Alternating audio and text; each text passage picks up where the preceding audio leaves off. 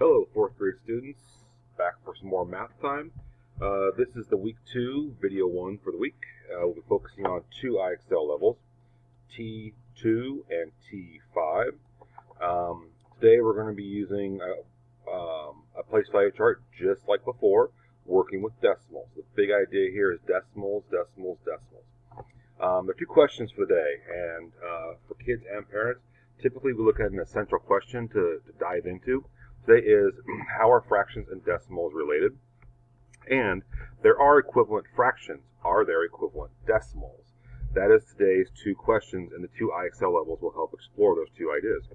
As always, the goal is to pass 90 on a level, but if parents want to set that at 80 to allow to flex the time a little bit for kids, perfectly okay. If you want to have them shoot for 100, that's fine too. So remember, kids, parents are in charge. So here we go.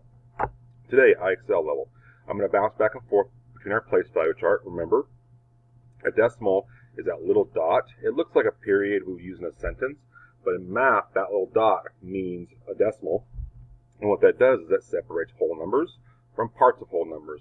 This place value chart has thousands on it, which is something we won't always use. That's typically a 5th grade skill, but fair warning, some of our upcoming levels will have thousands. So be prepared, getting you guys ready for a little 5th grade stuff.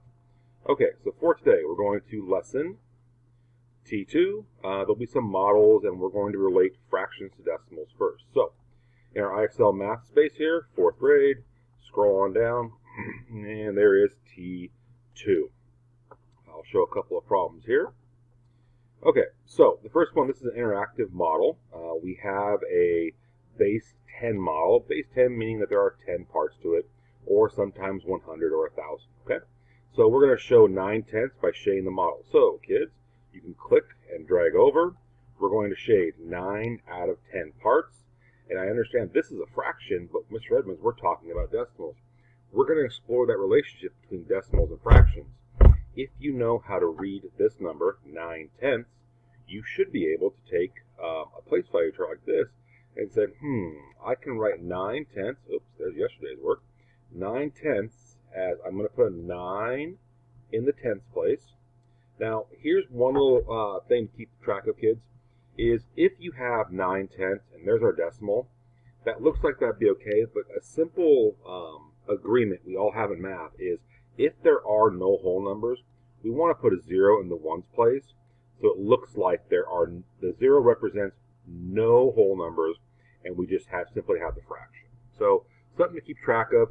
If you write a decimal and you forget to put the 0 on this side for the whole numbers, it will be marked wrong. It's just, it looks kind of funky, and something we've all agreed to, by we I mean humans, have agreed to. If we have nothing on the whole number side, we're going to represent that with a 0. Okay, little tip there.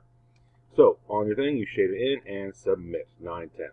Next thing, 4/10. Now the model has shifted, but we still have 10 parts, so we're going to shade in 4 of those, and we're going to move on. Okay? Now, the model has changed. We went from tenths. This is 100 parts.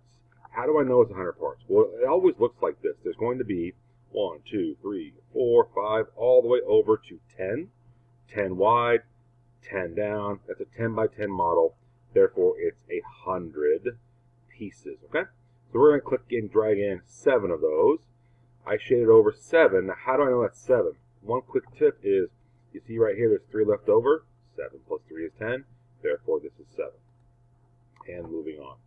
So you're going to click through. You're going to keep doing some model stuff. Keep clicking through. And then, this is where the fractions and the decimals come in. This is why it's so important for you to read the decimal.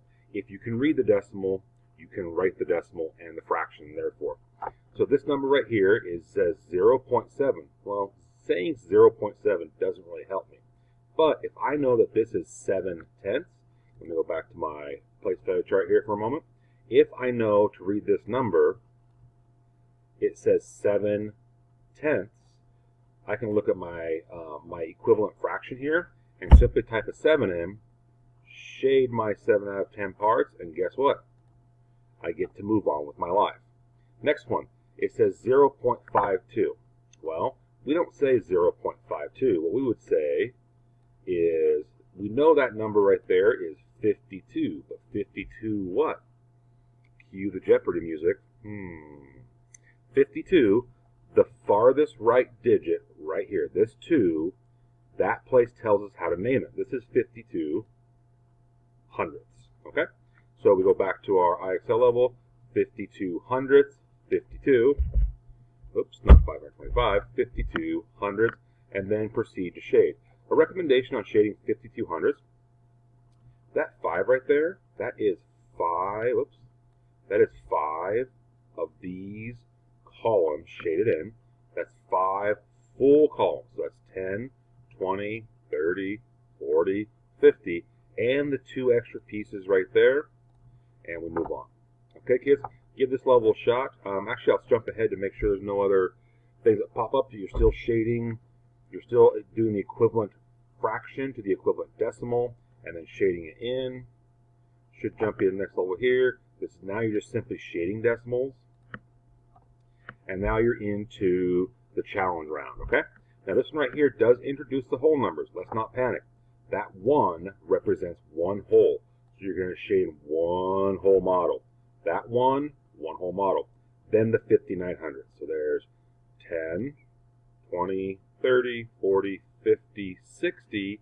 Well, let's go 50, and then I need the 9. The 900ths right there. 1 and 50, 900ths. Okay? Give it a shot, kids. I know you do well. If you get stuck, ask for help, email, message me. The next level we'll take a look at real quick. I'm trying to keep our videos to less than 10 minutes. Feel free also as a strategy to rewatch videos if you need to. If you're feeling like you're still not being successful, ask for parent help, ask for my help through messages or dojo, an email, whatever you got to do, okay? So now T5 is our second lesson for the week. The question is, we go back to our big question. That's our first question, fractions and decimals. Second question is, are there equivalent decimals? Guess what, boys and girls? There are.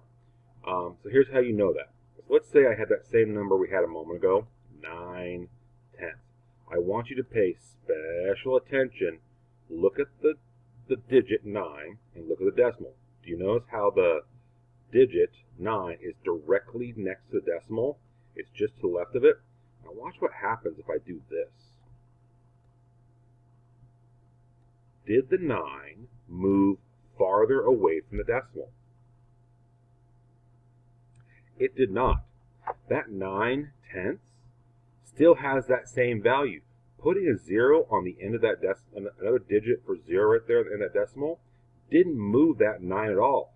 So what we're saying is 9/10 is the same value as 90 hundredths. Now, think to yourself again. Let's say we have that 9 in the 10th place. Watch what happens. Did this 9 next to the decimal, did it move a place? Remember, digits only change value if we move them different places. For example, if I put a 9, go back to my pencil.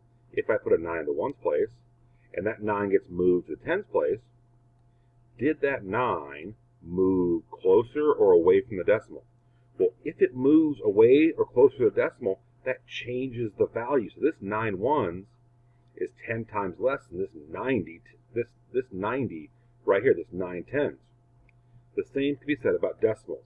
If I put a 9 in the 10th place, all of these 9s have the same value. These decimals are all equivalent.